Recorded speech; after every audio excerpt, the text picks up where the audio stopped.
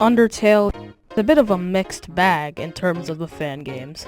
They all follow kind of the same formula of throw an extremely difficult one and done fight at you, making sure the only generous thing they let you do is attack and heal. And after you win, throw in one or two...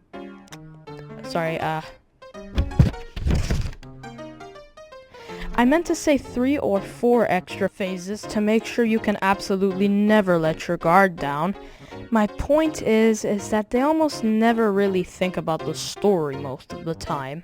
What's the deal with that? But there is one fan game that not only doesn't have an unnecessarily difficult Sans fight or any other fight, it tries to differentiate away from the main Undertale story by making original characters, new areas, and has been greenlit by Toby Fox.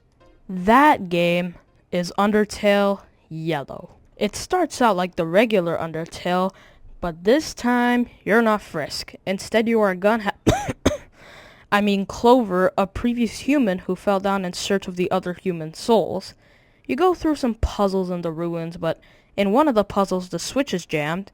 You try the other one, and it breaks and you fall into a place called the Dark Ruins. You meet Flowey, but he doesn't seem that bad this time. It's odd. He teaches you how to fight, and he says he'll leave spawn points across the map for you to follow.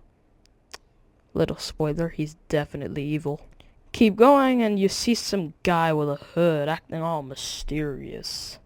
Keep going, and you learn you're trespassing into the part of the ruins owned by that weird, mysterious figure, whose name is actually Dalv, and he likes writing kids' books. When you leave, you see some puzzles, and you also see some, guys stuck on a pole.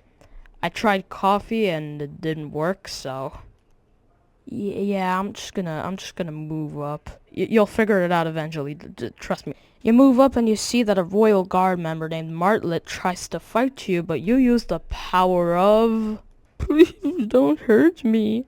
And Martlet gives in and decides to plead your case to Asgore to spare you. You move up and you get kidnapped, and Martlet gets thrown in jail, and you're introduced to the Wild East.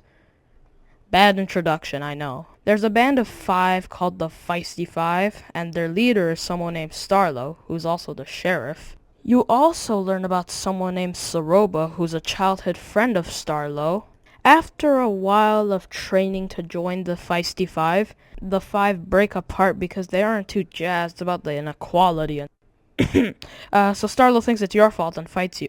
After that, you see Saroba tell you to come up to the Steamworks gate. And also, if you're wondering, Chujin was the husband of Saroba, a royal scientist, and also he used to be a good friend of Martlet. Just before you reach Hotland, Starlo comes in and he says how he found something concerning in her house. You go there with Martlet and find a door to the basement, and you find recordings and things around the room.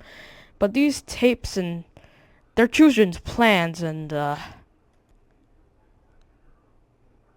is that really what she was gonna do to me? Go into a place called New Home, and you see Saroba and Starlo fighting. She decides to just ignore her friend and just steal your soul and do the plans anyway. After the fight, you decide it's time to leave the underground, and you say your goodbyes, and then the game ends.